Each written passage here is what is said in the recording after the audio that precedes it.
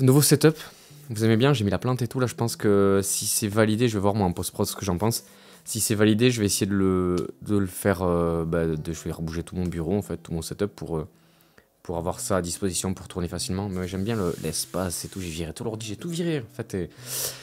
Bref, j'aime bien, vous me dites. Quel est le matériel que j'utilise en 2024 pour faire mes vidéos? Donc c'est une question qui m'a été posée X fois sur Insta et TikTok là, depuis mes dernières vidéos Reels. Alors, dans cette vidéo, je vais vous parler vraiment de ce que j'utilise à chaque fois que je filme. Le matériel que j'utilise, je ne vais pas passer en revue tout mon matos parce que j'ai des dizaines et des dizaines de trucs. Il y en a plein que j'utilise pas. Donc moi, je vais vous parler essentiellement de ce que je prends quand je pars en tournage, que ce soit en vadrouille, voyage ou quoi. Faut savoir que j'ai le même matos depuis mai 2021, ce qui veut dire que ça fait plus de 3 ans aujourd'hui que j'utilise donc le Sony A7S III. Mais ce qui a changé en plus de 3 ans, c'est ma façon de l'utiliser et les réglages que j'applique sur le boîtier. Parce qu'au tout début où je me suis acheté le Sony A7S III, je filmais en mode HLG. Donc je suis passé ensuite en S-Log 3, ça fait pas si longtemps que je suis en S-Log 3. Et malheureusement d'ailleurs, parce que quand j'utilise mes images d'avant, je suis un peu frustré de ne pas être passé avant en S-Log 3. Mais ce passage du HLG au S-Log 3, ça n'a pas suffi pour faire évoluer la qualité de mes images. J'ai donc pendant des mois et des mois et des mois cherché à mieux comprendre le fonctionnement de mon boîtier, que ce soit sur des vidéos YouTube, sur des forums, sur internet ou par la pratique, parce que j'ai essayé les choses sur le terrain, que ce soit comme ici par exemple en faisant mes vidéos YouTube ou quand je faisais du voyage, que si on les shootait en extérieur. Et j'ai appris à utiliser, comprendre, savoir comment ça fonctionnait déjà et apprendre à utiliser l'histogramme ainsi que les false colors pour bien exposer mes images. Parce qu'au début, je shootais en S-Log 3, j'exposais pas bien mes images, ce qui fait que derrière j'avais du bruit ou derrière j'étais limité dans l'exploitation en post-production. Donc ce qui fait que j'ai vite compris qu'il fallait que je réapprenne les bases, c'est-à-dire au point de départ, si mon image n'était pas bonne, je pouvais pas bien l'exploiter derrière. En parallèle, je me suis formé en direction photo, donc j'ai appris à faire tous les éclairages, c'est un peu pour ça aussi que je m'éclate avec les setups comme aujourd'hui dans cette vidéo, avec les reproductions de films, etc. Ça fait un peu plus d'un an, je vais dire, que je me suis formé en direction photo et que je continue d'apprendre, que je m'intéresse à fond là-dessus. En même temps que je me suis formé en direction photo, je me suis formé et j'ai switché déjà sur DaVinci Resolve en janvier 2023, donc ça fait 1 an et demi déjà. Ça fait quelques mois, on va dire 6 à 8 mois, vraiment que je prends plaisir à utiliser DaVinci parce que j'ai un peu bataillé.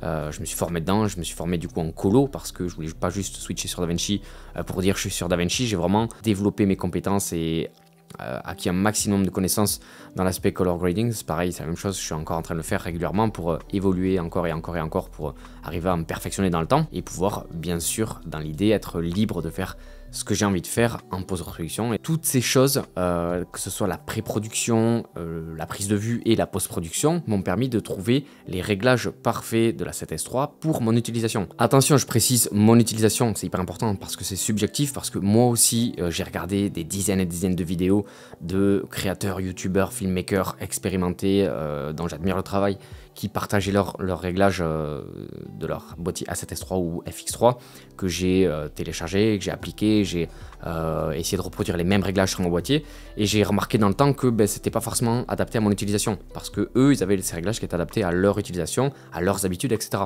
Ce qui fait qu'avec le temps j'ai réussi à perfectionner ça, adapter à mon utilisation et faire qu'aujourd'hui les réglages que j'ai sur mon boîtier ils sont parfaits mais pour mon utilisation. C'est pour ça que vous aussi vous devez connaître votre utilisation, vos besoins pour enfin parvenir à trouver les réglages qui vous correspondent au mieux. Ceci dit, si jamais ça vous intéresse, je vous partage mes réglages du boîtier parce que peut-être que parmi vous il y a des personnes qui ont le même boîtier, voilà, parce que vous voulez gagner du temps, vous voulez appliquer les mêmes choses sur votre boîtier et pourquoi pas tester pour voir si c'est adapté à votre utilisation. Avant, au début où j'avais la 7S III, je filmais par exemple tout le temps en 100 fps, ce qui me permettait de pouvoir ralentir par 4 les vidéos si je le souhaitais en post-production, même si je devais au final conserver la vitesse réelle de ma vidéo en post-production, au final je n'exploitais pas les 100 images par seconde, ce qui fait que je n'avais pas le flou de mouvement naturel que aujourd'hui j'adore voir sur des vidéos. Voilà, donc c'est les petits détails, mais des choses qui font que sur le long terme, on fait attention à ça et ça nous permet d'évoluer et faire évoluer notre image. Pour ce qui est des objectifs que j'utilise principalement, il faut savoir que j'ai toujours préféré les focales fixes.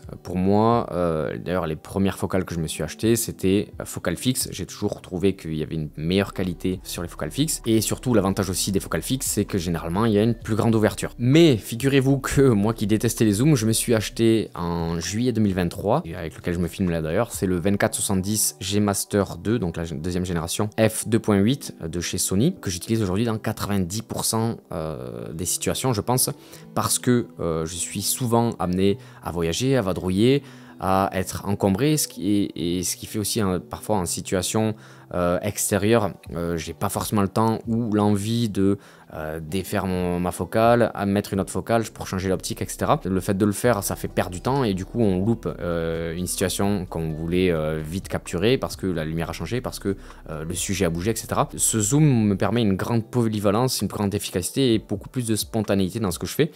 Et franchement, j'étais bluffé de la qualité quoi. En f2.8, ça permet quand même d'avoir une grande ouverture, donc d'avoir une bonne luminosité, d'avoir des jolis bokeh en fond. Quand j'y repense, je pensais pas que j'en serais là aujourd'hui. Presque envie de dire mon optique, pas préférée, je sais pas si je vais dire préférée, mais la plus utile on va dire. Pour mes plans plus serrés et si j'ai besoin d'une grande ouverture, je vais utiliser mon 85 mm G Master de chez Sony qui a une ouverture de 1.4 qui est incroyable. Je pense que c'est mon objectif préféré de tous ceux que j'ai parce qu'il a une qualité d'image qui est vraiment dingue. Enfin, moi j'en suis fan. Il y a une très grande luminosité grâce à l'ouverture 1.4. D'ailleurs, c'est un objectif qu'on utilise souvent, que j'utilise souvent, mais qu'on a utilisé souvent dans les reproductions de films. À chaque fois qu'on veut une très belle image avec une compression qualitative et une forme du visage un peu carré pour donner un effet charismatique au personnage, etc.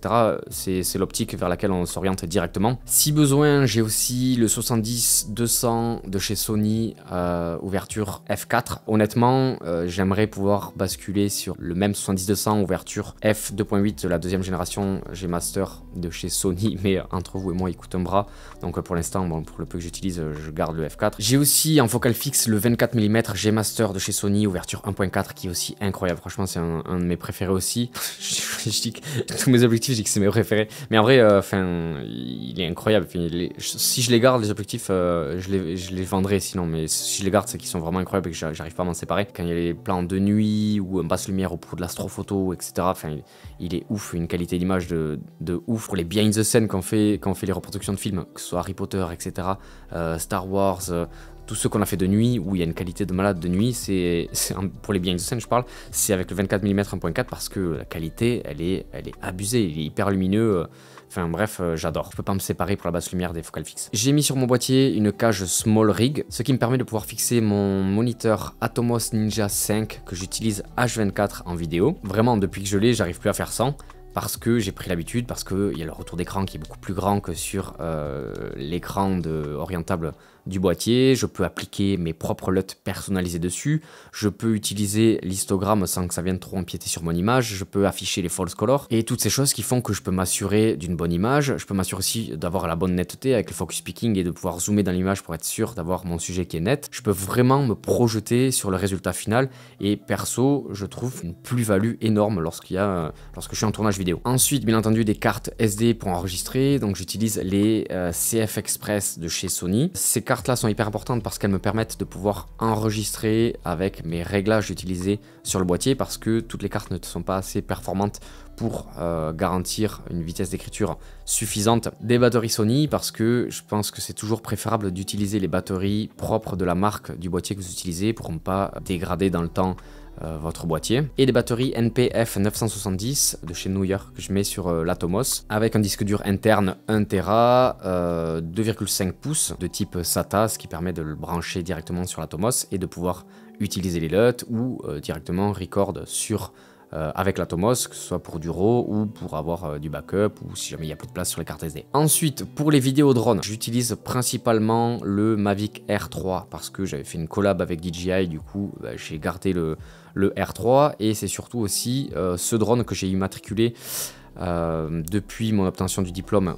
Le brevet de télépilote drone que j'ai obtenu en passant par les formations avec Drone University, je vais pas mâcher le nom, à Clermont, qui est un centre de formation que je vous recommande à 200%, vraiment incroyable. J'ai fait en préparation avant de passer les diplômes. J'ai validé la pratique avec eux et ensuite ils m'ont préparé à la théorie que j'ai passée de moi-même à Bordeaux. C'était vraiment une putain d'expérience hyper conviviale, enrichissante, humaine, etc. Donc j'ai réussi à l'avoir du premier coup, etc. Donc enfin bref, satisfait de 100%. Et j'ai aussi le DJI Avata que je n'ai encore jamais utilisé, mais que j'ai si besoin parce qu'avant j'avais le DJI FPV que j'ai craché, qui ne marche plus, et du coup je me suis acheté le DJI Avata pour pouvoir faire de l'FPV encore, mais je l'ai encore jamais utilisé. Voilà pour ce qui est de mon matériel vidéo et des réglages que j'utilise régulièrement. Ah oui, et j'ai oublié, ce qui fait pas mal la différence sur mes images, ce sont les filtres que j'utilise, dont certains qui me permettent de réaliser des images comme ça.